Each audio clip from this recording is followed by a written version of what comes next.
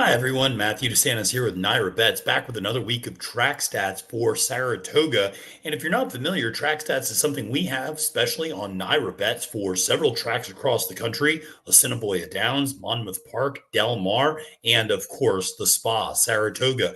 But for this video, we're just going to be focused on Saratoga, talk about some of the trends we've seen through 2 weeks, talk a little bit about the winning trip analysis, and more. You can get all of this and expanded track stats on NYRA Bets, either on the website or on the app. So make sure to check that out, not just for Saratoga, but for all of those tracks. Really helpful resource and a free resource for all of our players. So let's dive in and talk a little bit about what we have seen through the first 2 weeks of Saratoga. And again, track stats focuses on two things: winning trip analysis and post-time favorite performance. Want to see where favorites are strongest, where they're weakest, and see what that winning trip looks like on different surfaces and different distances.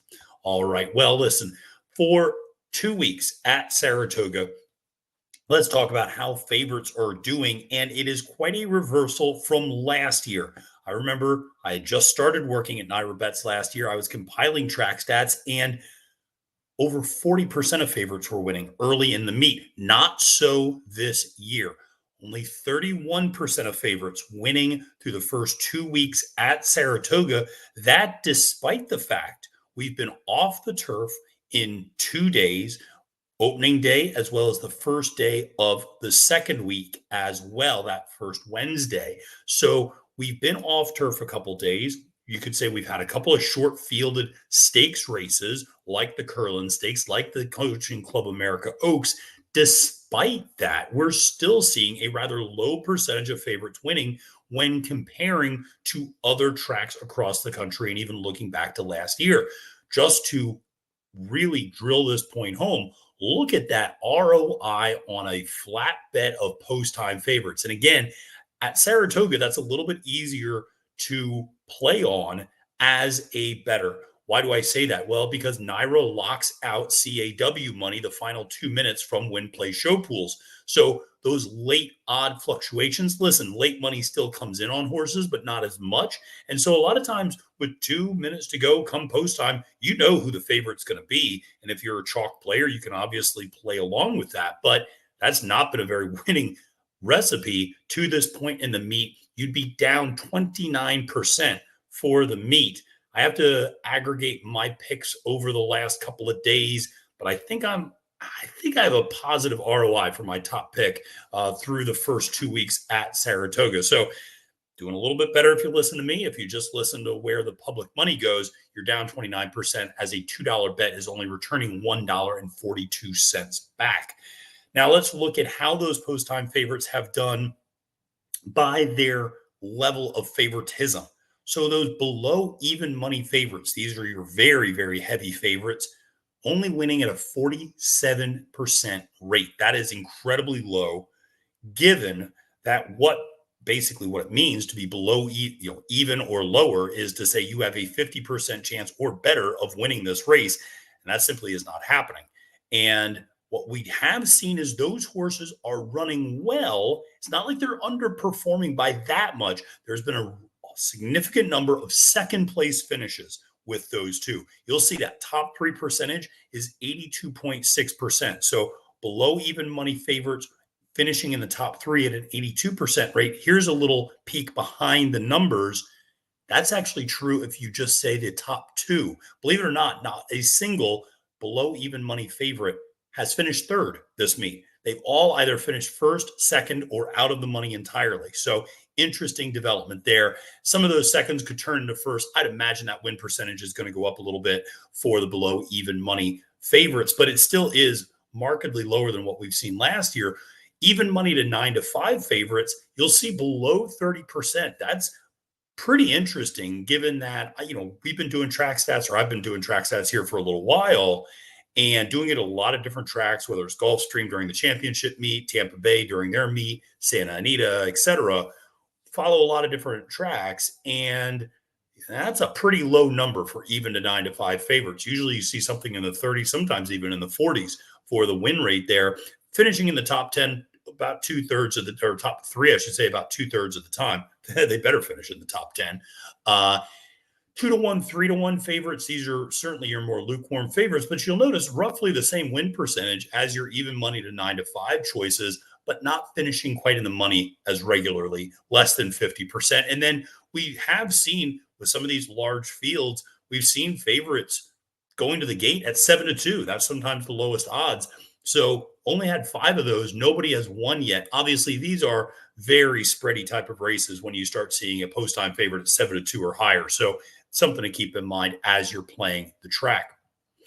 Now, where have we seen favorites do well and where have we seen them lose or struggle a little bit? Well, we've seen them do well in stakes races, and this was really buoyed over the last week by Unmatched Wisdom's performance in the Curlin Stakes, Torpedo Anna's performance in the Coaching Club America Oaks, as well as the Big Torpedo, another very heavy favorite for Tom Morley, who won earlier in the week in a New York Stallion Series stakes. So there were some high-profile, very heavy favorite winners in a few of those stakes races. That brought that percentage up. But you'll notice that percentage of 38.5% of stakes favorites winning, if you followed track stats for a while, you know that's actually a pretty low percentage for stakes races. Oftentimes, stakes races are your highest percentage in terms of post-time favorite performance. That was something we noted all winter long at Oaklawn Park, where favorites were getting just annihilated across the board, except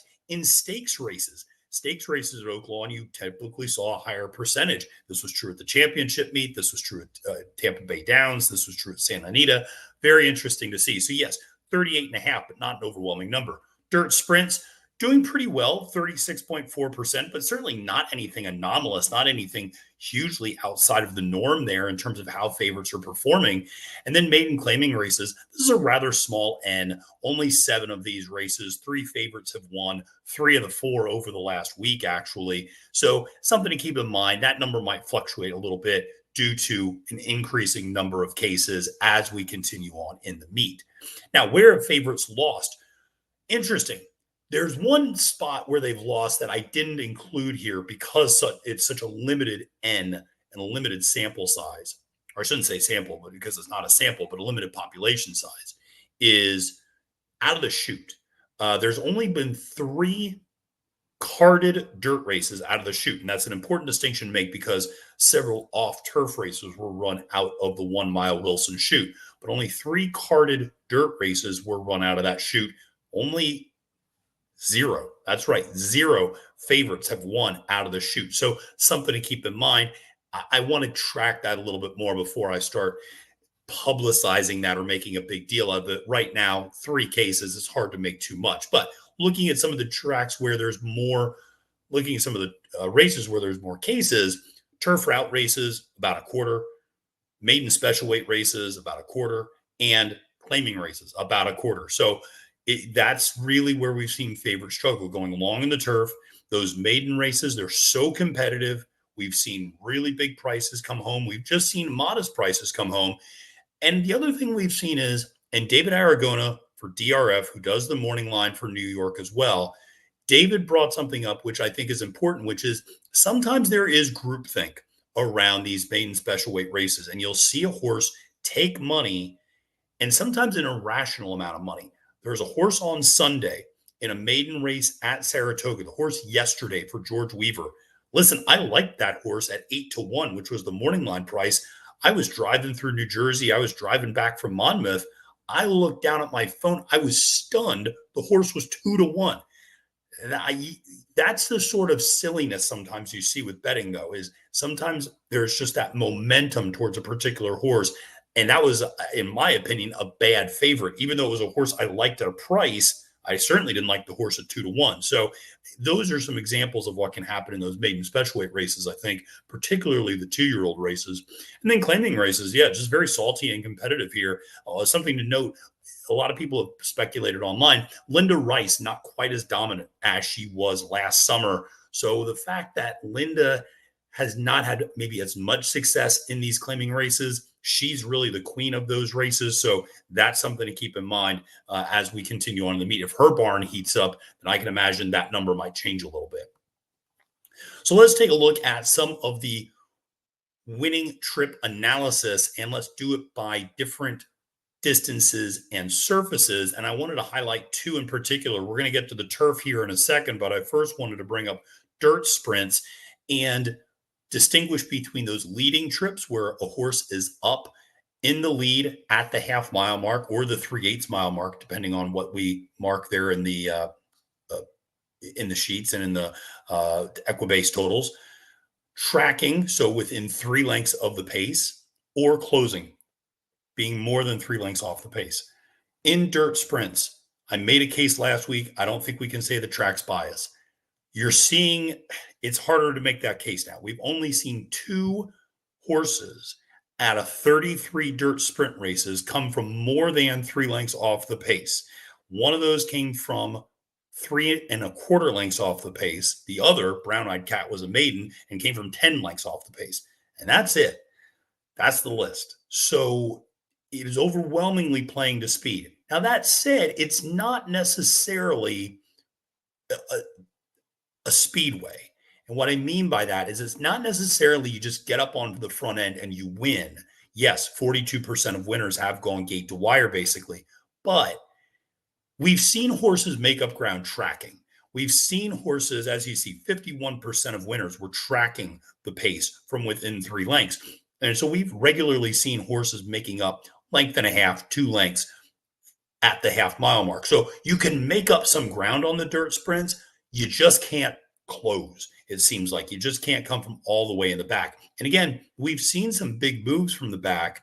But one of the things that I think is important to note is they've a lot of time flattened out a little bit in the stretch. They've not been able to get all the way home. So something to continue to keep in mind. You don't necessarily need the speed of the speed, but you certainly want a horse with good tactical speed, good early speed to be able to track the pace rather than a horse who's going to rely on a pace meltdown or trying to close from the back with a late kick. So something to keep in mind in those dirt sprints. Now let's talk a little bit about turf routes.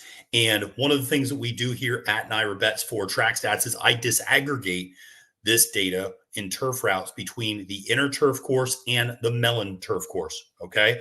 Now, for turf sprints, overwhelmingly, they run on the melon turf course. Okay. So in turf sprints, I believe 13 of the 14 turf sprints have been on the melon course. So there's not really much to do in terms of disaggregation there with only one case on the inner turf course. But when you talk about turf routes, you do see a little bit more of a split between the inner, which has hosted 17, and the melon turf course, which has had 6. What have we seen? Well, interestingly enough, if you look at the inner turf course, it's not played unfair. Okay. We've seen gate to wire winners. We've seen a horse, obviously, like White Beam on opening week, go gate to wire in the Diana. So we've seen those types of efforts out of horses. You can do it. It's not necessarily the easiest thing in the world. And a lot of turf horses are not always built to be gate to wire type of winners. Okay. A lot of turf horses specialize on that late turn of foot and that late acceleration coming from off the pace.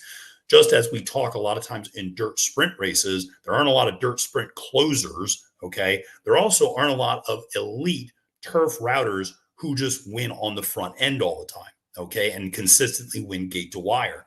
That's something to keep in mind. So there's sometimes just fewer horses, quite frankly, that are leading at that point. There's only one that's leading, whereas everybody else, the rest of the field, is coming from off the pace. So when you look at that inner turf course, though, 47% of winners on the inner turf course are closing from more than 3 lengths back at the half mile mark. That is notable. I think that's particularly notable because there is a train of thought and there is a logical argument to make that the inner turf course has, of course, tighter turns, and this slows the momentum down of horses coming from the back. And they can't quite get revved up coming for home. They have a little bit of a shorter stretch as a result of being the inner turf course as well. Well, that's not been an issue this year. That was a little bit of an issue last year, not as much of an issue this year. Those deep closers, they're getting home. And that's not been an issue to this point in the meet. So on nearly half of your winners have been closing for more than 3 lengths back. You look on the Mellon Turf course, we have yet to see a gate to wire winner there. That's a little bit more interesting because, of course, there's, you could say, well, that plays to the closers a little bit more effectively. It's the wider sweeping turns. They can make a move a little bit more easily around the turns, and they have a little bit more room to get home and a little bit more distance and length in that home stretch to get home and get the win. So interesting to see how these are playing. We're going to continue to look at this disaggregation throughout the meet. We're going to continue to look at things like the shoot and how that's continuing to play. We're going to take a look at a lot of this stuff, but wanted to share that turf route information with you. If I'm looking at this data and I'm not looking at anything else, now, of course, that's foolish. You should always look at your past performances. You should always look at how the race shapes up from a pace standpoint, et cetera. But if you're looking at the numbers here, it's not bad to be a closer. That's certainly not disqualifying, and it's not disqualifying based upon any particular course. So it's something to keep in mind, because I've heard people say, I've heard very sharp handicappers talk about, well, the inner turf course may not play as well to closers. Well, it actually is playing just fine to closers. So something to keep in mind. And like I said, overwhelmingly, though, I do think that inner turf course is playing pretty fair. I mean, when you see about a quarter of the winners are gate to wire, that's a pretty good number. That's a pretty honest number for turf route races. When you just look at it across the country and what we typically see, the tracking number around 30%, again, about right, maybe a little low, but not much. And then the closers, 47%, again, maybe a little bit higher than normal. But again, this is still early in the meet. Some of these numbers are going to modulate a little bit in the coming weeks. All right. Well, listen, I wanted to share kind of a stat of the week with you. And I bring it up because we are in all likelihood going to have probably one day of off-turf racing, at least at Saratoga this week. Looks like there might be a little bit of rain in the forecast Wednesday and Thursday, as well as on Tuesday. But, and there's always a but, and this is a good but, it is going to be absolutely gorgeous Friday, Saturday, Sunday. So for the big races, it's going to be absolutely gorgeous. Doesn't look like it's necessarily severe thunderstorms as much as just kind of like some rain and drizzle and things like that. So it doesn't look like it's going to be too bad of rain. But again, if we're going to be off the turf, it might happen earlier in the week. Like I said, later in the week, gorgeous weather. If you're coming to visit this weekend, kudos to you, because you picked a hell of a week to do it. It's going to be like 81 degrees and sunny. It's going to be lows in the high 50s. It's going to be absolutely just picture perfect Saratoga weather this weekend. So if you're coming up, enjoy it. If you're not coming up, reconsider your plans and come on up for the weekend. But wanted to share this stat with you. There have been 0 gate to wire winners in off-turf races.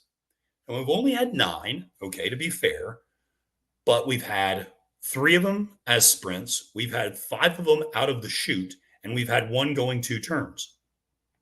So we've had a little bit of a distribution of different types of races, and yet 0 gate to wire winners in off-turf races. That's a little remarkable, only because generally speaking, when we think of off-turf races, we think of horses that can't handle sloppy conditions, horses that like to get out on the front end. They don't like to get kicked back. And sometimes speed of the speed is usually what wins. The caveat to that is we've had very unusual off-turf days to this point. The off-turf days we've had, the main track has been rated as fast both times, and it wasn't sealed. So these are important things to keep in mind. This is why I always reference the Mark Twain line. As much as I love statistics, there are 3 types of lies: lies, damned lies, and statistics. And listen, as much as I love stats, as much as I love sharing this stuff with you, because I do think it's helpful. And I do think when you start getting a lot of cases, it starts to give you a little bit of a sense of how to play for or against different horses. But it's interesting because the off-turf races that we've had to this point are not your typical sloppy sealed off-turf races. They've actually been fast, and the track has been harrowed and opened up and looked pretty normal on those days. The turf course had gotten an abundance of rain the night before, and they weren't running on it. So something to keep in mind, this week we could have some more traditional off-turf racing. If we get that moisture throughout the day on Wednesday and Thursday, you might see a sealed track for the first time during this meet, and that's going to be interesting to see how that plays out. Of course, we have the upcoming track stats at Del Mar, at Monmouth Park, and at Assiniboia Downs. So you got to go to NYRA Bets to make sure to check out all of that great content. Well, listen, thank you so much for watching. Make sure to press that like and subscribe button. We're nearly up to 1,000 subscribers. I want to thank everybody for their support to this point on the channel. We got a lot of great content coming up for you this week for between Del Mar, the Jim Dandy. And here's a little sneak peek. I know those of you who follow us on social media, you know all about the Professor's Whiteboard. Get ready for an extended Professor's Whiteboard for the Jim Dandy. Going to have a lot of fun with that one. Class is definitely going to be in session. All right, friends, my name is Matthew DeSantis, and until next time, I'm wishing you a great and prosperous day at the races and reminding you it's now post time.